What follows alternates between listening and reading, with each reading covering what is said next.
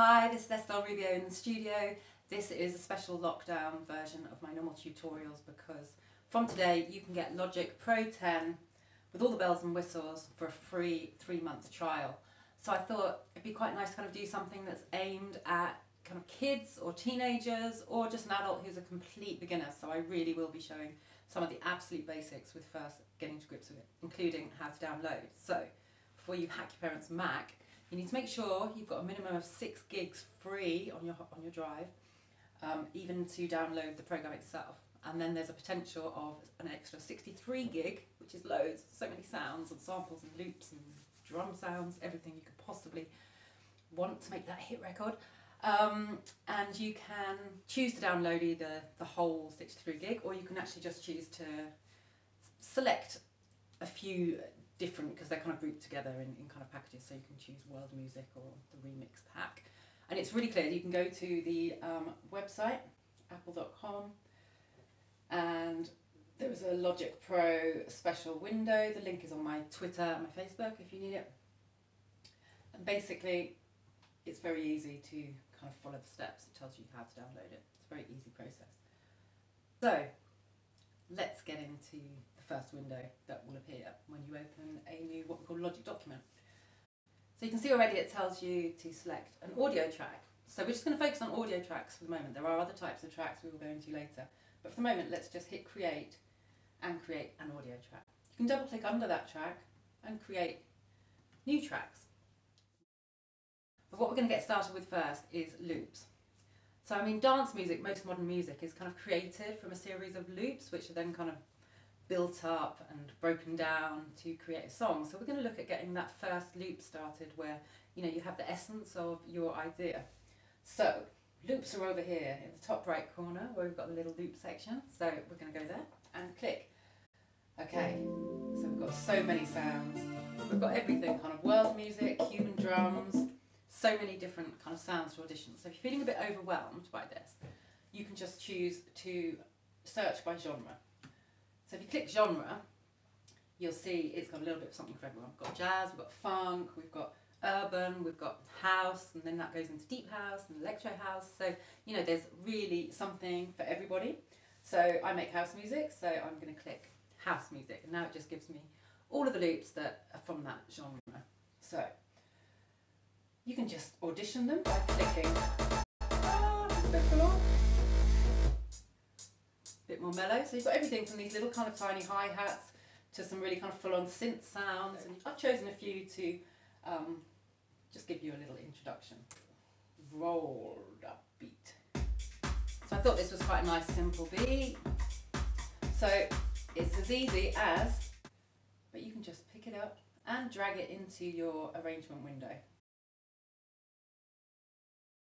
And it may ask you if you want to import the tempo information. So these will be kind of in the right tempo for a house track, something within the house genre.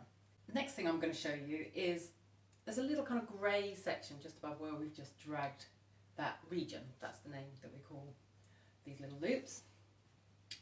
And you can see if you click it yellow, you have a loop section. So now we'll just have that section looping around each other. And if you wanted to change the tempo, you can just drag up here in the tempo section, which is in the toolbar. Might have a heart attack if I dance that fast. So let's just, you can double click as well on it. So I'm just going to put it at 1, 2, 3, which was its original. So you now can just loop that section. So now let's add another sound. So we go back to where we were searching. I'm still in the house genre, and I'm just going to add something a little bit musical now.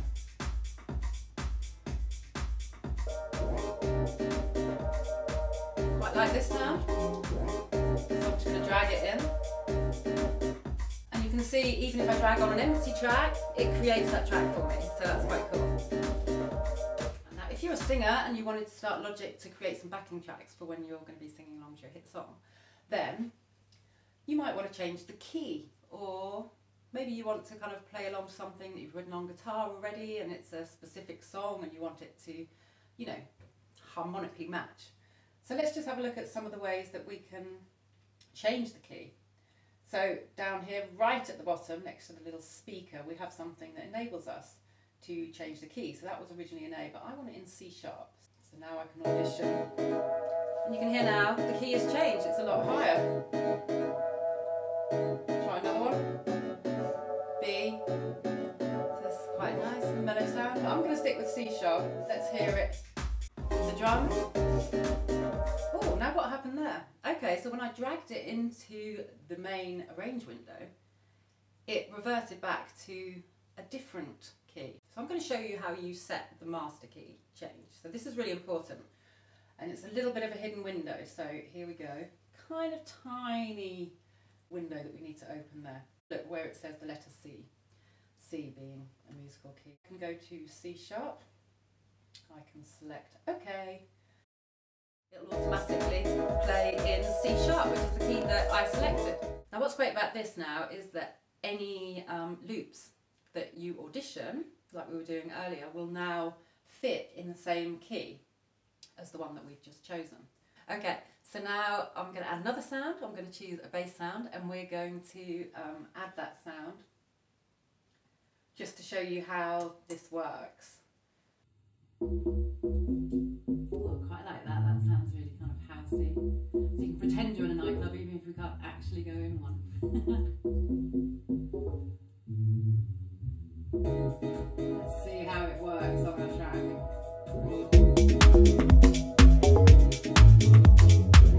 So you can see already how quick it is to kind of build your own song.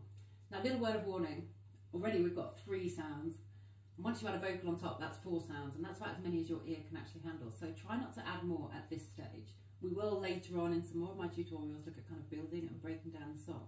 But at this stage, just try and keep it simple. Anyway, I hope you enjoyed these little tips and that you start making some music, because music's just such a great way to express how you feel. You know, you might want to cheer people up with some songs, or you may just want to express some deep feeling you've got inside. You may not ever want to share these ideas with anybody, and that's fine too, especially as you're beginning. Some of us, you know, it takes years to, you know, really understand, and there's so many layers to Logic as well. Anyway, I hope you enjoyed the basics, and we'll be moving on to, you know, some more aspects very soon. Bye!